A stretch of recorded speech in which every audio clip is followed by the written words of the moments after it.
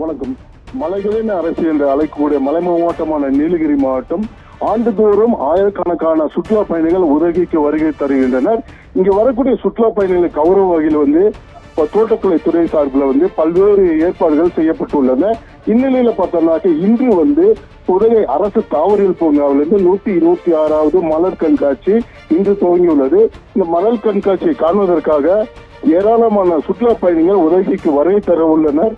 மேலும் பாத்தீங்கன்னாக்க இங்கு வரக்கூடிய சுற்றுலா பயணிகளுக்கு கௌரவ வகையில் பல்வேறு வடிவங்கள் அமைக்கப்பட்டு மலர்களால் அமைக்கப்பட்டு காட்சிக்கு வைக்கப்பட்டுள்ளது. குறிப்பா பார்த்தோம்னாக்க மலை ரயில் வடிவத்தில் மலர்களால் அலங்காரம் செய்யப்பட்டு பொதுமக்கள் பார்வைக்கு வைக்கப்பட்டுள்ளன.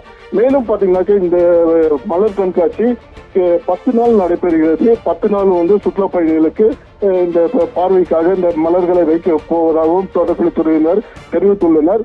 மேலும் பார்த்தோம்னா இங்கு வரக்கூடிய சுற்றுலா பயணிகள் கௌரவ வகையில் மலர் தொட்டிகளும் இங்க வைக்கப்பட்டுள்ளன. இந்த மலர் தொட்டியில் வைக்கப்பட்ட மலர் அலங்காரத்தையும் சுற்றுலா பயணிகள் கண்டு ரசித்து செல்கின்றனர். இந்நிலையில பார்த்தோம்னாக்க இந்த மலர் கண்காட்சிக்காக இன்று அதாவது நீலகிரி மாவட்டத்தில் உள்ளூர் விடுமுறையை அரசாங்கம் அறிவிக்கப்பட்டுள்ளது. எனவே பார்த்தோம்னாக்க இங்க வரக்கூடிய சுற்றுலா பயணிகள் ஏராளமான சுற்றுலா பயணிகள் இங்க இந்த மலர்களை கண்டு ரசித்து செல்கின்றனர். அது மட்டும் பார்த்தோம்னாக்க தற்போது வெயிலோட தாக்கமும் குறைவாக இருக்கிறதுனால பார்த்தோம்னாக்க இந்த குழு சீசனை அணுவதற்காக ஏராளமான சுற்றுலா பயணிகள் உதவிக்கு வருகின்றனர்.